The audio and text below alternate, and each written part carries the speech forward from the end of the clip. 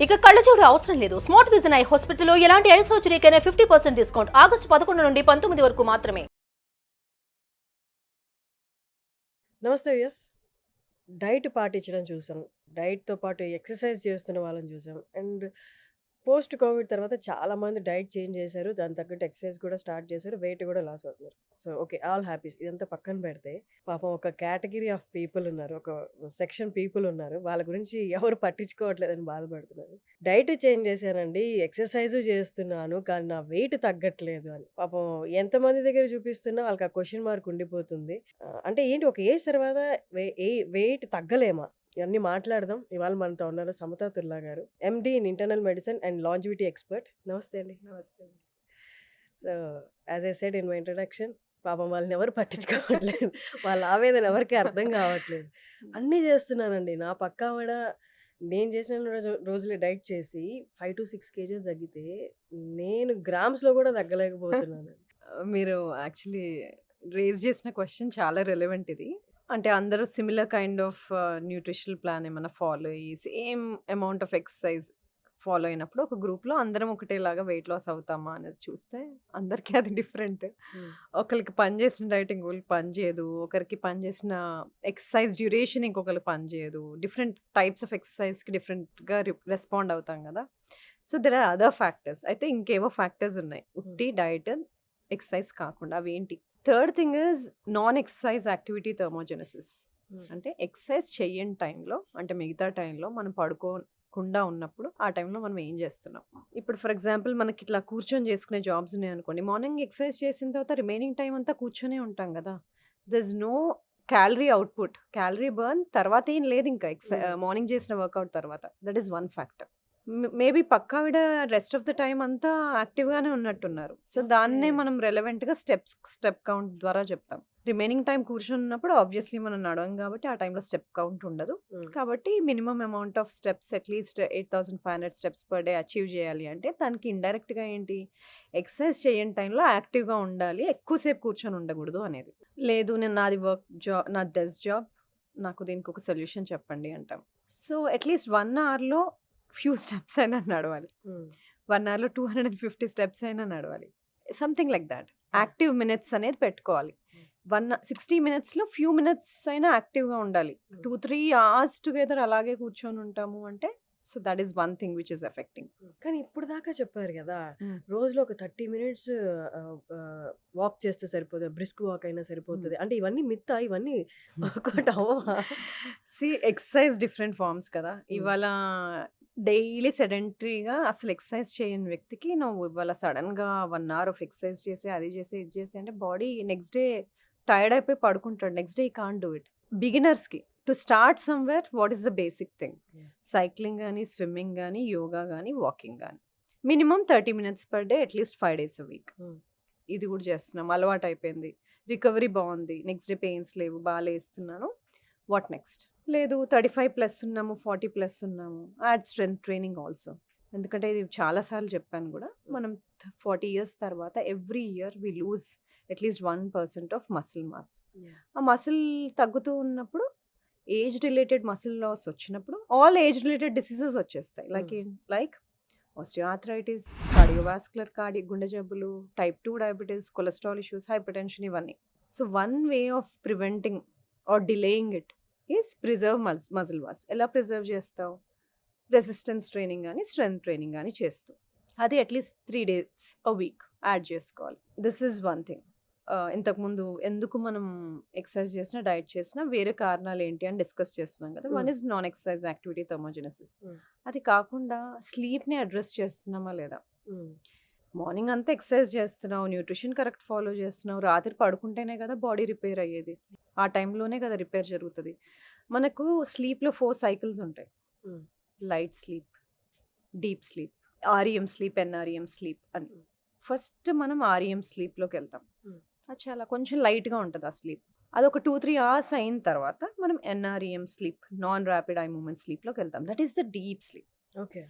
ఆ టైంలో all human growth hormone release అవ్వడము, రిపేర్ జరగడము, మార్నింగ్ చేసిన మసిల్‌లో ప్రోటీన్ సింథసైజ్ అవ్వడము, రెస్టోర్ అవ్వడము ఆ టైంలో జరుగుతది. అంటే డీప్ స్లీప్ ఈస్ ఇంపార్టెంట్. అయితే అందరము అవి going through the deep sleep లేదు. ఇప్పుడు చాలా మందికి నేను స్లీప్ అసెస్ చేయడానికి డిఫరెంట్ టెస్ట్ చేస్తాము, లేదా వేరియబుల్స్ యూస్ చేస్తాము. ఐ సీన్ దెమ్ కదా, అట్లీస్ట్ మన ఫుల్ పడుకునే లెంత్ ఆఫ్ పీరియడ్లో 50% ఆఫ్ ద టైం మనం డీప్ స్లీప్లో స్పెండ్ చేయాలి, అంటే ఎన్ఆర్ఈఎంలో స్పెండ్ చేయాలి.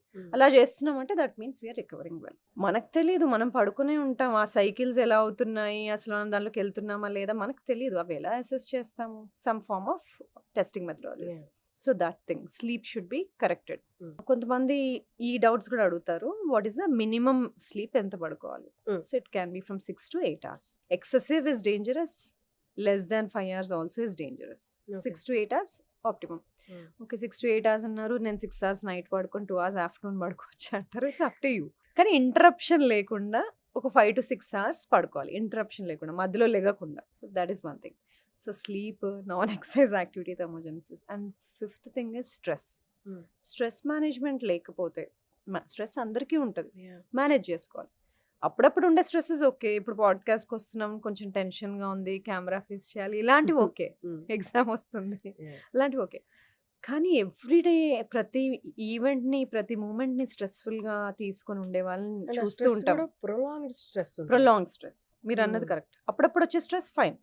Prolong stress, long term stress, క్రానికల్గా అసలు స్ట్రెస్లో ఉన్నప్పుడు, లైక్ ఫ్యామిలీ ఇష్యూస్ కానీ, ఫైనాన్షియల్ ఇష్యూస్ కానీ, వర్క్ రిలేటెడ్ క్రానిక్ స్ట్రెస్లో ఉన్నప్పుడు మనకి స్ట్రెస్ హార్మోన్ కార్టిజాల్ ఉంటుంది కదా, అది రెగ్యులేట్ అవుతుంది. కానీ మనం క్రానిక్ స్ట్రెస్ ఉన్నప్పుడు అది కొంచెం ఎలివేట్ అవుతూ పోతుంది.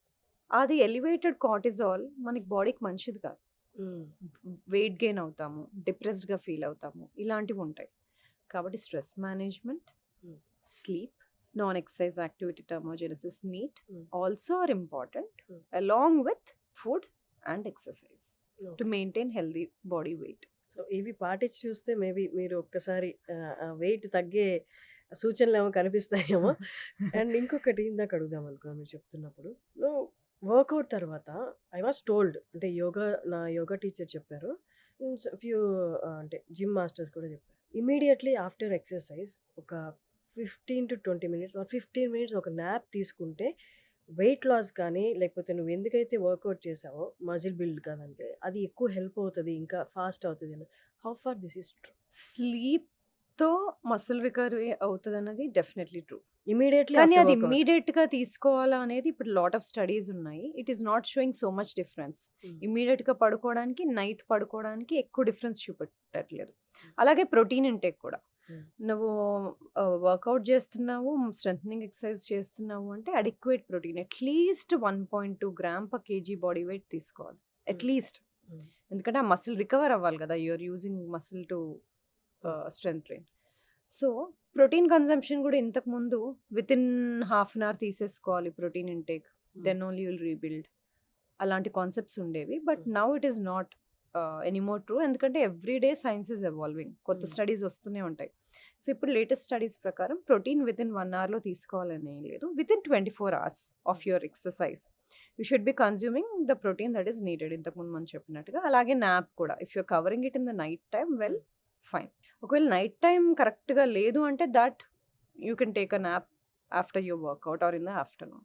ఓకే, ఈ ఇమీడియట్గా యోగా చేసిన తర్వాత మన చేత శవాసనం వేస్తారు కదా, is that also related to this? That is to cool down, not అంటే కూల్ డౌన్ అండ్ బ్లడ్ ఫ్లోని ఇంప్రూవ్ చేయడానికి. పెరిఫరల్ మనం యూజ్ చేసిన మసిల్స్ అన్నిటికీ బ్లడ్ ఫ్లో ఇంప్రూవ్ చేసి పెరిఫరల్ అంటే ఆర్మ్స్, లెగ్స్ అంతా కూడా వార్మ్ అయిపోయి కామ్ డౌన్ అయిపోతాం. దిస్ కూల్ డౌన్, ప్రతి exercise, any kind of exercise ఏది చేసినా cool down, stretches are important. కొన్నిసార్లు హడావిడిగా వర్కౌట్ చేసేసి కూల్ డౌన్ అవ్వకుండా హడావిడిగా వర్క్ కోసం అలా వెళ్ళిపోతాం, అలా చేయకూడదు.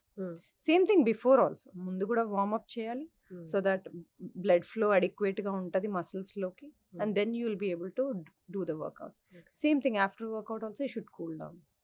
ఈ మధ్య కాలంలో రిలేషన్షిప్లో ఉన్న వాళ్ళు కానీ, వర్క్లో ఉన్న వాళ్ళు కానీ, లేదా కొన్ని professions they need it, shouting అనేది, ఎక్కువ గొడవలు పడుతూ ఉండడం అనేది, డస్ దట్, అంటే మీరు లాజివిటీ ఎక్స్పర్ట్ కాబట్టి, shouting leads to ageing, is that true?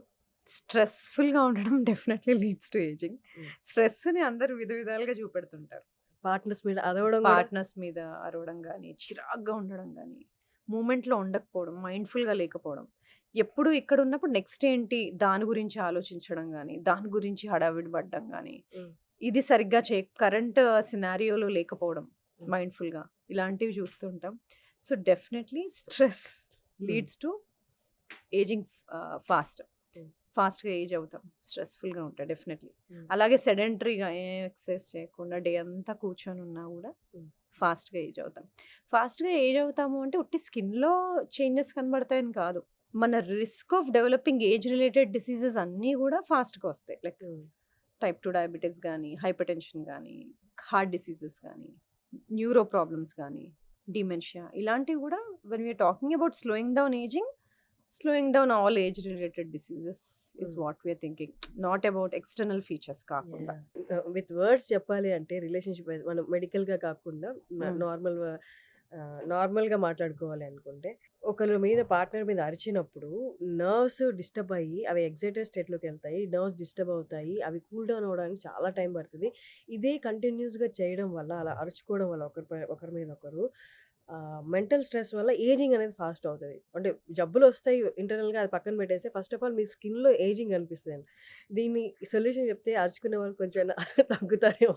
ప్రాబ్లమ్‌ని డిఫరెంట్ వేస్‌లో సాల్వ్ చేసుకోవచ్చు. హ్మ్.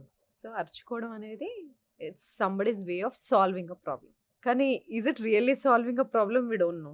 సో, అందుకని ఏంటి ప్రయారిటీస్ తెలియాలి. ప్రాబ్లమ్ సాల్వ్ అవ్వాలా? ఇప్పుడు అరిచేస్తే నాకు కోపం తగ్గుతదా? హ్మ్. అంటే ప్రయారిటీ అక్కడ కోపం తగ్గించుకోవడమా? ప్రాబ్లమ్ సాల్వ్ చేసుకోవడమా? We should prioritise. యాహ్! చాలా సార్లు ప్రయారిటీస్ పక్కన పెట్టేసి అప్పటికప్పుడు we try to gain mental satisfaction. Okay. ఇది చేసేసాను. ఇప్పుడు యాహ్! అరిచేయాలి, అరిచేసాను. That is just to satisfy somebody's ego or whatever. But doing all that first of all most of the problems don't get solved. హ్మ్.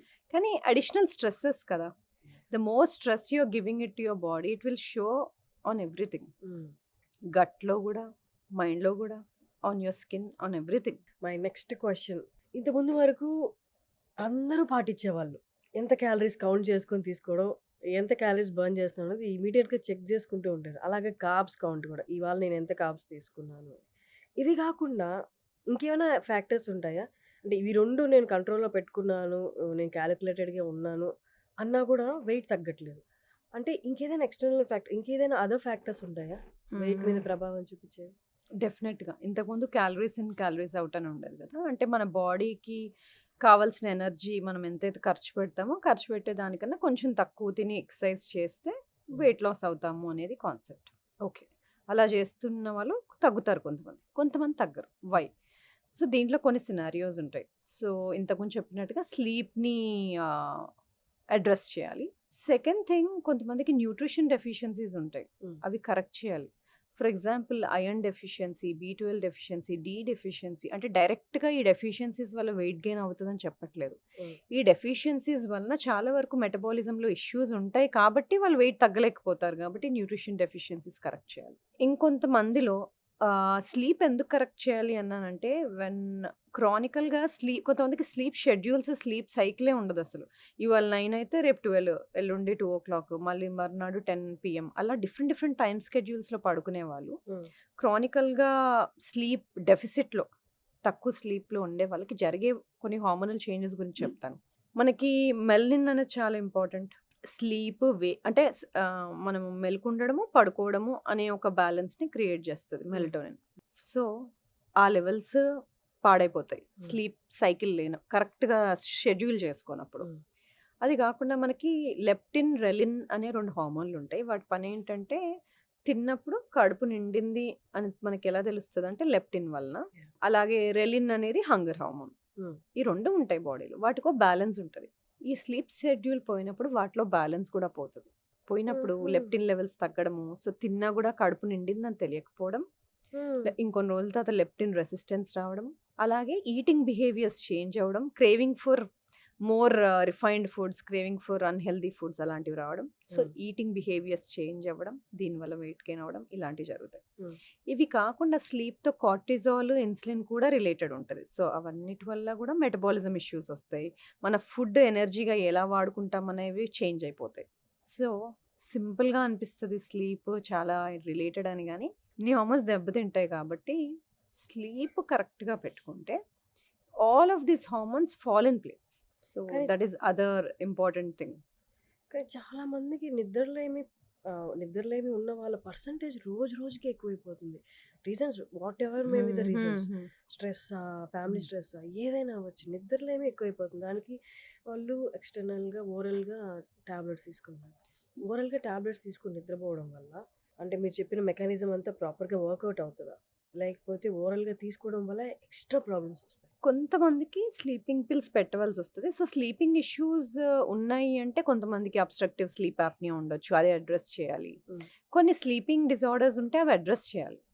అది కాకుండా మీ work related behaviours వలన, life style వలన మీ సర్కేడియన్ రిథమ్ అంటాం కదా! ఈ స్లీప్ వేక్ సైకిల్స్‌ని అది దెబ్బతింటుంది అంటే అది అడ్రెస్ చేసుకోవాలి. హ్మ్. నేను ఒక కేస్ సినారియో చెప్తాను. నా దగ్గరకు ఒక క్లయింట్ వచ్చారు. ఆవిడ షిఫ్ట్ వర్క్ చేస్తారు. హ్మ్. అంటే నైట్‌లో వర్క్ చేస్తారు. డేలో షీ హాడ్ టు స్లీప్. తనకి ఇన్‌ఫర్టిలిటీ ఇష్యూ. ప్రెగ్నెంట్ అవ్వట్లేదు ఆవిడ. హుహు. సో, దానివల్ల హార్మోనల్ చేంజెస్ ప్రెగ్నెంట్ అవ్వట్లేదు.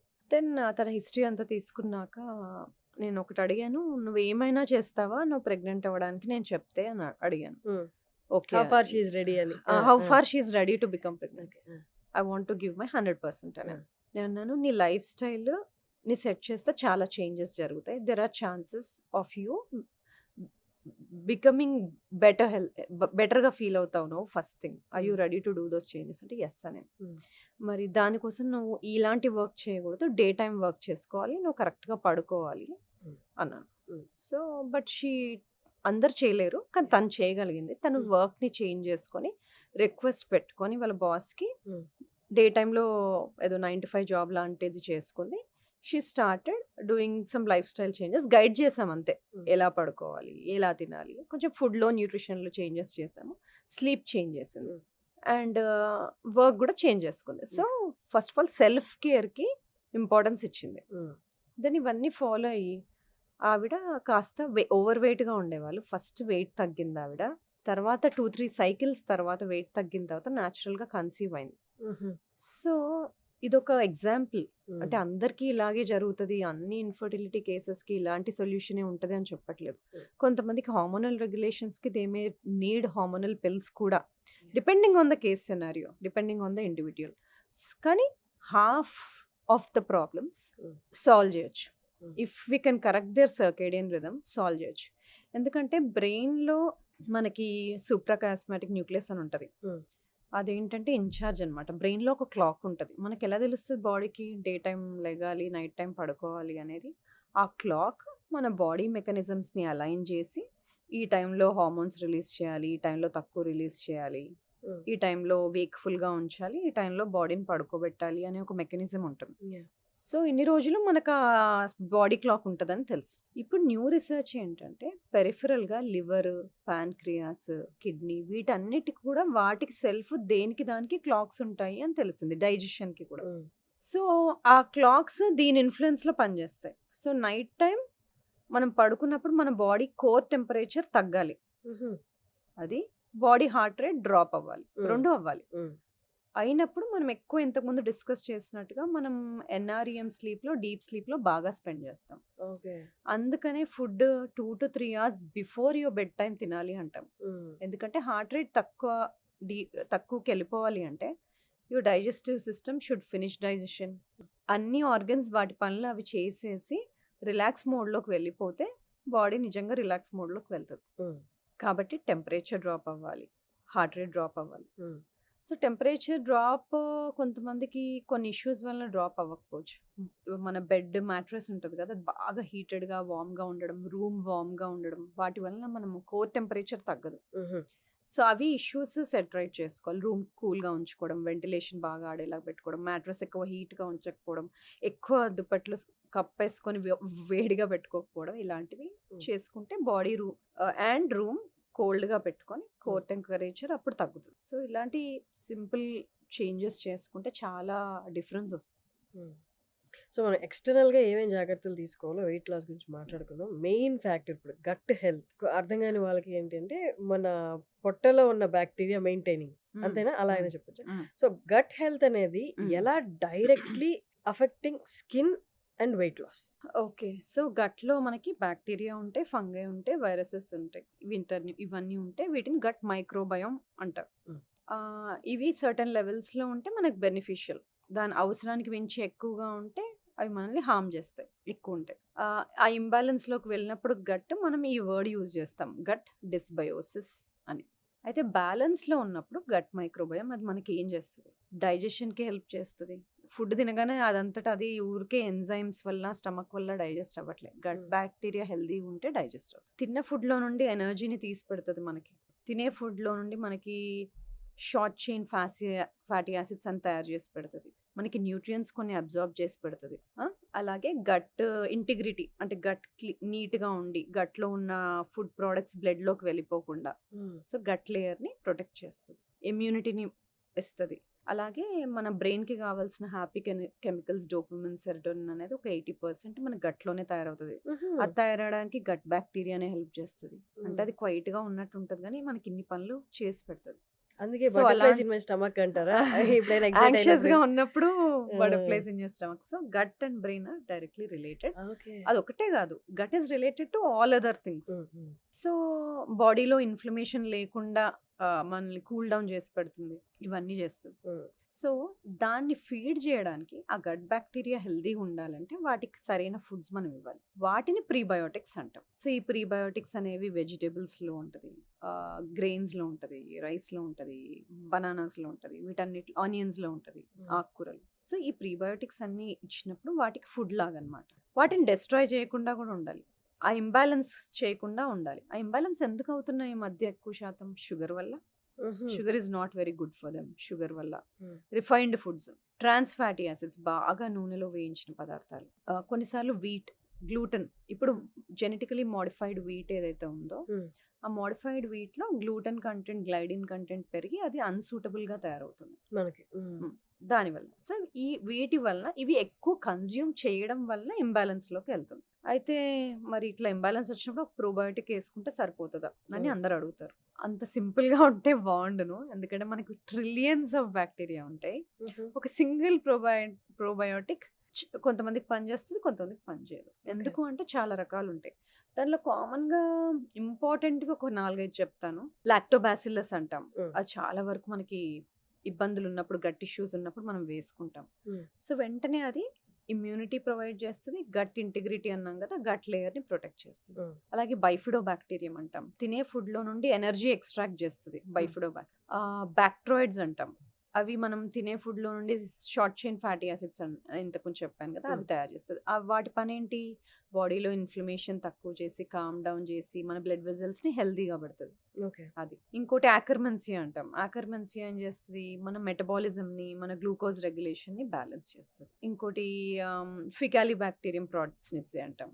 అది కూడా మన ఫ్యాట్ మెటబాలిజంని కరెక్ట్‌గా పెడతది. గట్ ఎపిథీలియంని హెల్తీగా ఉంచుతది. ఇలా నేను కొన్నే చెప్పాను. అలా చాలా ఉంటాయి. సో, ఈ 4, 5 థింగ్స్‌కి 4, 5 డిఫరెంట్ థింగ్స్ చెప్పాను కాబట్టి అందరికీ ఒకటే రకమైన ప్రోబయోటిక్ సూట్ అవ్వకపోవచ్చు. సో, గట్‌ని రీసెట్ చేయాలి అంటే సింపుల్‌గా ఒక పిల్లేసుకుంటే సరిపోదు. దానికి కావాల్సిన ఫుడ్ ఇవ్వాలి. అవసరం లేని ఫుడ్ తీసేయాలి. గట్ హీల్ అవ్వటానికి కావాల్సిన వేరే న్యూట్రాస్యూటికల్స్ కానీ అది ఇవ్వాలి. వాటికి కావాల్సిన ఎన్వైర్న్‌మెంట్‌ని ప్రొవైడ్ చేయాలి. సో, ఇవి చేసినప్పుడు మనం గట్‌ని రీబాలన్స్ చేసుకోవచ్చు.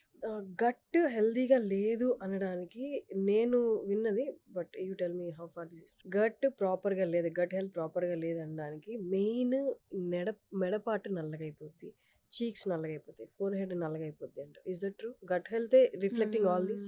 కొన్నిసార్లు అకాంతోసిస్ నిగ్రిసెన్స్ అంటాం. అది నెక్ చుట్టూతా నల్లగా వస్తది. అది ఇన్సులిన్ రెసిస్టెన్స్ ఉండే వాళ్ళకి, లేదా షుగర్ బార్డర్ లైన్ ఉండే వాళ్ళకి. గట్ ఇష్యూస్‌తో మీరు చెప్పింది ఒకటి కరెక్ట్. స్కిన్ ఇష్యూస్ ఎక్కువ చూస్తాం. స్కిన్ పిగ్మెంటేషన్స్, కొన్నిసార్లు ఎగ్జిమా ఇలాంటివి ఎక్కువ చూస్తూ ఉంటాం. సో, డెఫినెట్‌లీ స్కిన్ ఇష్యూస్ చూస్తాం. ఇంకా డైజెస్టివ్ ఇష్యూస్ అయితే చాలా చూస్తాం. బ్లోటింగ్, ఇండైజెషన్, తిన్న వెంటనే మోషన్‌కి వెళ్ళిపోవాలనిపించడం ఇలాంటివన్నీ. ఇది కాకుండా కొన్నిసార్లు జాయింట్ ఇష్యూస్ కూడా చూస్తాం. కొన్నిసార్లు స్టిఫ్‌నెస్ అనిపించడం జాయింట్స్‌లో ఇలాంటివి.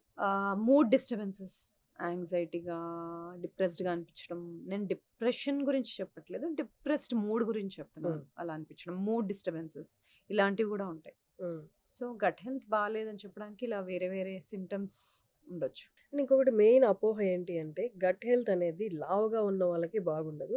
సన్నగా ఉన్న వాళ్ళకి, నాజూగ్గా ఉన్న వాళ్ళకి గట్ హెల్త్ బానే ఉంటది అన్నది అంటే ఆ. మెయిన్లీ ఫుడ్ తీసుకొని ఇంబ్యాలెన్స్ హ్మ్. అవ్వడం వల్ల బ్యాక్టీరియా వాళ్ళకే వస్తది అనుకుంటారు. హ్మ్. ఇది ట్రూనా? కాదు. సన్నగా ఉన్న వాళ్ళు హెల్తీగా ఉన్నారని ఎలా చెప్తాం? కాబట్టి సన్నగా ఉంటే హెల్తీగా ఉన్నట్టేం కాదు. సన్నగా ఉన్నారంటే స్కిన్ కింద కొవ్వు లేదని. సబ్‌క్యూటేనియస్ ఫ్యాట్ తక్కువగా ఉందని. అంతేగాని విసరల్ ఫ్యాట్ తక్కువుందని కాదు. విసరల్ ఫ్యాట్ కనిపియదు కదా సన్నగా ఉంటే. అది లోపల పొట్టలో మన లివర్ చుట్టూ, ఆర్గన్స్ చుట్టూ ఉంటది. సో, సన్నగా ఉన్నా, లావుగా ఉన్నా విసరల్ ఫ్యాట్ ఉంటే అది హెల్తీ కాదు. ఓకే. సో, సన్నగా ఉండి అన్‌హెల్తీ ఉండొచ్చు. హ్మ్. లావుగా ఉండి హెల్తీ. హెల్తీ గూడా ఉండొచ్చు. ఓకే. మేబీ లావుగా ఉన్న వాళ్ళకి స్కిన్ కింద సబ్‌క్యూటేనియస్ ఫ్యాటే ఉండుండొచ్చు. వాళ్ళకి విసరల్ ఫ్యాట్ తక్కువ ఉండుండొచ్చు. సో, హుహు. విసరల్ ఫ్యాట్‌ని ఎలా అసెస్ చేస్తాం?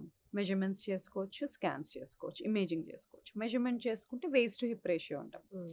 నడుము భాగం, తుంటి భాగం మెజర్ చేసినప్పుడు మెన్‌లో అయితే లెస్ దాన్ 0.9, విమెన్‌లో అయితే లెస్ దాన్ 0.85 ఉంది. అంటే ఇండైరెక్ట్‌గా చెప్పడం సుమారు. లేదు పక్కాగా తెలియాలి అంటే మనకు డెక్సా స్కాన్ ఇలాంటివి చేసినప్పుడు ఫ్యాట్ మాస్ ఎంతుంది బాడీలో, విసరల్ ఫ్యాట్ ఎంతుంది, మజిల్ మాస్ ఎంతుంది తెలుస్తది. సన్నగా ఉన్నాను గదా! అని చెప్పి ఫ్యాట్ కంటెంట్ ఎక్కువ తినేసి నేను లావు అవ్వాలి అనుకోవాల్సిన అవసరం లేదు. లేదు. వాళ్ళకి గ్యారంటీ లేదు. వీళ్ళకి గ్యారంటీ లేదు. ఇప్పుడు టాక్సిన్స్ అని వింటుంటాం. టాక్సిన్స్ వల్ల మన హెల్త్ పాడవుతుందా? వెయిట్ గెయిన్ అవుతామా? ఎన్వైర్మెంటల్ టాక్సిన్స్ తోటి. ఎన్వైరన్మెంటల్ టాక్సిన్స్ ఫస్ట్ బాడీలోకి ఎలా వస్తాయి? హ్మ్. ఒకటి మనం పీల్చే గాలి ద్వారా రావచ్చు. లేదంటే మనం తీసుకునే ఫుడ్, వాటర్ కంటామినేట్ అయితే రావచ్చు.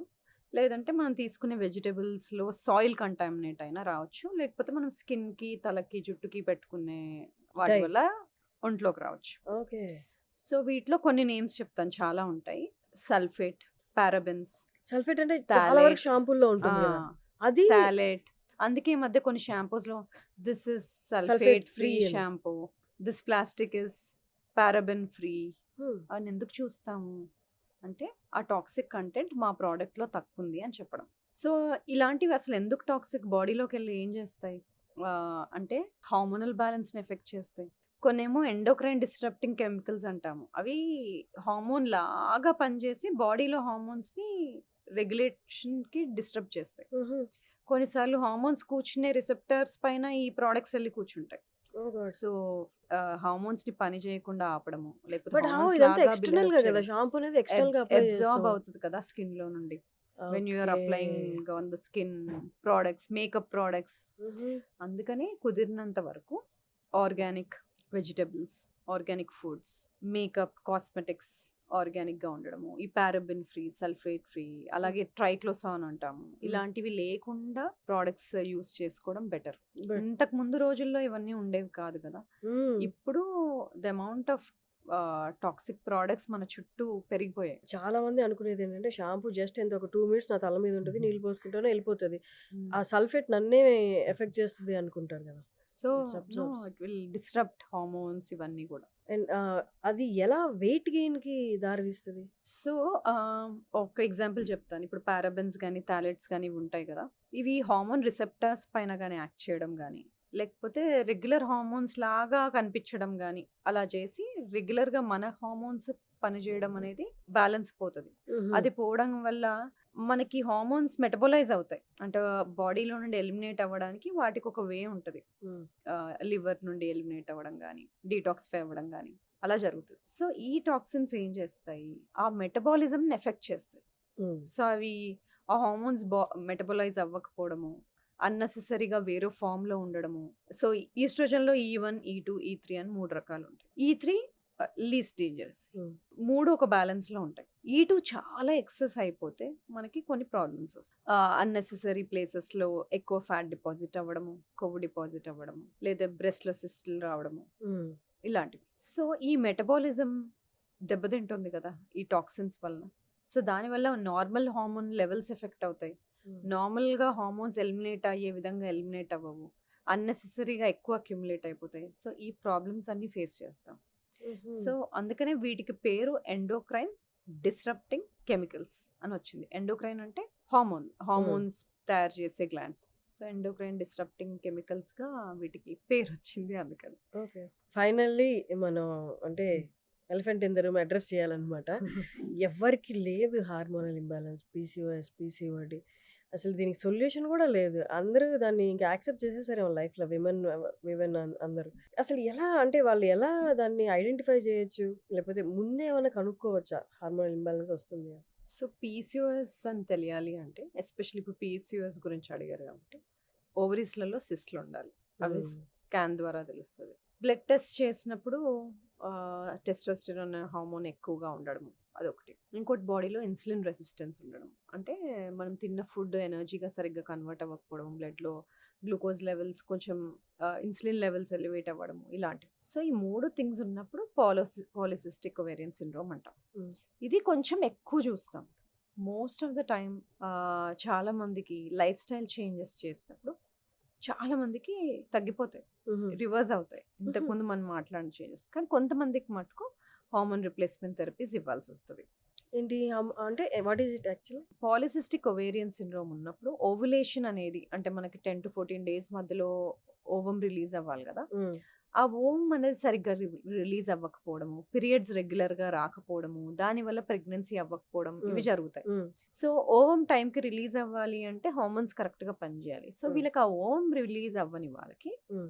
ప్రెగ్నెన్సీ ప్లాన్ చేస్తున్న వాళ్ళకి కొంతమందికి ట్రీట్మెంట్ అవసరం పడతది. హుహు. ప్రతిసారి ఓన్లీ లైఫ్ స్టైల్ చేంజెసే చేసుకుంటాను, నేను డాక్టర్ దగ్గరికి వెళ్ళను అని అనడానికి లేదు. హ్మ్. హ్మ్. సో పీసీఓఎస్ సస్పెక్ట్ చేస్తుంటే మీకు ఇలాంటి సిమ్టమ్స్ ఉంటే లైక్ రెగ్యులర్‌గా సైకిల్స్ రావట్లేదు, లేదు ప్రెగ్నెన్సీ ట్రై చేస్తున్నారు కానీ అవ్వట్లేదు. ఇలాంటివి ఏవైనా ఉన్నప్పుడు మీ గైనకాలజిస్ట్‌ని, ఎండోక్రైనాలజిస్ట్‌ని హ్మ్. కలవడం చాలా ఇంపార్టెంట్. మొత్తం లైఫ్ స్టైల్ చేంజెస్‌తోనే అన్ని ప్రాబ్లమ్స్‌కి సొల్యూషన్ వస్తదని ఉండదు. 50% of the time situation improve అవుతది. యాహ్! కానీ అడిషనల్ కొంచెం పర్సెంటేజ్ ఏదైతే హెల్ప్ కావాలో, ఎక్స్‌టర్నల్‌గా థెరపీస్ తీసుకోవాలో అవి తీసుకోవాల్సొస్తది. న్యూట్రిజెనోమిక్స్ అంటే ఏంటి? ఈ రోల్ ఏంటి విమెన్ హెల్త్‌లో? న్యూట్రిజెనోమిక్స్ అంటే మన డీఎన్ఏ అనలైజ్ చేసినప్పుడు అది మన ఫుడ్ ఎలా ఇన్‌ఫ్లుయెన్స్ చేస్తుంది, మన బాడీలో ఎంజైమ్స్ సఫిషియెంట్‌గా ఉన్నాయా లేదా, మనకు పర్టిక్యులర్ న్యూట్రియంట్ డెఫిషియన్సీస్‌కి మనం ఏమైనా ఎక్కువ రిస్క్‌లో ఉన్నామా, హుహు. ఎక్కువ డిసీజ్ రిస్క్ ఏమైనా ఉందా, ఎటువంటి మెడిసిన్స్ ఎక్కువగా పనిచేస్తాయి, ఇవన్నీ తెలుస్తాయన్నమాట. ఫర్ ఎగ్జాంపుల్ కొంతమందికి కొన్ని ఎంజైమ్స్ కరెక్ట్ అడిక్వేట్ లెవెల్స్‌లో ప్రొడ్యూస్ అవ్వవు. హ్మ్. Because of the gene modification వల్ల. హుహు. ఎస్ఎన్‌పి అనే వర్డ్ ఒకటి యూజ్ చేస్తాం.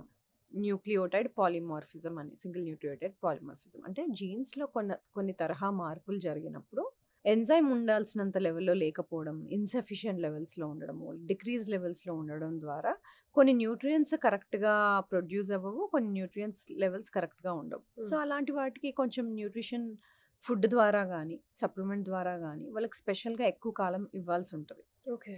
సో, ఇలాంటి ఒక డిఫరెన్స్ జెనెటిక్‌గా తెలుసుకోవడం మనం న్యూట్రిజెనోమిక్స్ అంటాం. అంటే okay. Effect of jeans on food and okay. Effect of food on jeans. So, ఇది విమెన్‌లోనే కాదు మెన్‌లో కూడా ఈక్వల్లీ ఇంపార్టెంట్. హుహు. సో, ఇప్పుడు కొంతమందికి చూస్తే బయోటిన్ ప్రొడ్యూస్ అయ్యే ఎంజైమ్స్ కొంతమందికి తక్కువగా ఉంటాయి. సో, వాళ్ళకి బయోటిన్ ఎక్కువగా ఉండే ఫుడ్స్ హ్మ్. లేకపోతే కొన్నిసార్లు సప్లిమెంట్స్ ఇవ్వాల్సుంటది. హుహు. So, this is one example. హ్మ్. సో, అలాగా న్యూట్రియంట్స్ మన బాడీలో తక్కువగా ఉంటున్నాయి అంటే వాటికి జెనెటిక్ కాజ్ ఏమైనా ఉందా? హ్మ్. జెనెటికల్లీ డీఎన్ఏలో చేంజెస్ ఏమైనా ఉండి అవి కరెక్ట్ తరహాలో యాక్టివేట్ అవ్వట్లేదా, ప్రొడ్యూస్ అవ్వట్లేదా అనేది తెలిసినప్పుడు మనం వాళ్ళకి గైడెడ్ న్యూట్రిషన్ ఇవ్వగలుగుతాం. హ్మ్. దీన్ని న్యూట్రిజెనోమిక్స్ అంటాం. ఈ మధ్య రీసెంట్‌గా చాలా మంది సెలబ్రిటీస్ దీన్ని ఆప్ట్ చేసుకోవడం చూసాను. మీరు చెప్పండి హౌ ఫార్ అంటే ఇది అందరికి సూటబుల్ కదండీ. డైరెక్ట్ న్యూట్రి సప్లిమెంట్సా? లేకపోతే వైటమిన్ సప్లిమెంట్స్ డైరెక్ట్ అదే సెలైన్ లాగా ఐవీలో ఎక్కిచ్చేసి ఎక్కిచ్చేసుకోవడం. ఆ! అది అందరికి సూటబుల్లా? Is that safe? IV nutrition ఇస్తున్నప్పుడు వాళ్ళకి డెఫిషియన్సీస్ ఏమైనా ఉన్నాయా? అవి తెలుసుకోవడం ఇంపార్టెంట్. ఇంకోటి ఏంటి? What is the goal? హ్మ్. ఎందుకు తీసుకుంటున్నారు?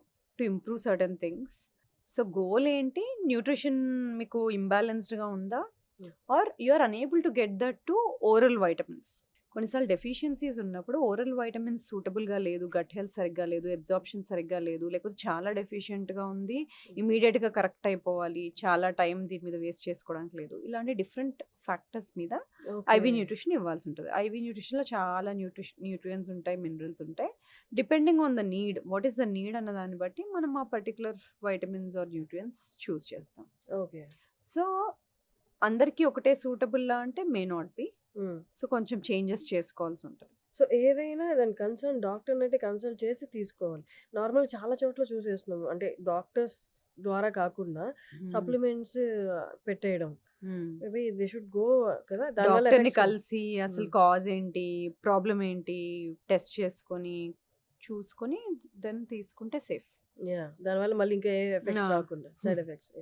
It's great talking to Samata garu. Thank you thank you so Harshini. Much. Thank you. It's అంటే ఎప్పుడు మాట్లాడినా మీతో కొన్ని మీరు చెప్తుంటే ఐ ఓపెనింగ్‌లా ఉంటాయన్నమాట. చిన్న చిన్న జాగ్రత్తలే. బట్ హ్మ్. మన వ్యూయర్స్ కూడా లాస్ట్ టైమ్ లాగా ఇప్పుడు కూడా చూసి పాటిస్తే నో ఫస్ట్ హెల్త్ సరిగ్గా ఉంటే అదే రిచ్ అన్నట్టు కదా! హ్మ్. Thank you so much for coming again. Thank you. Thank you. Thank you.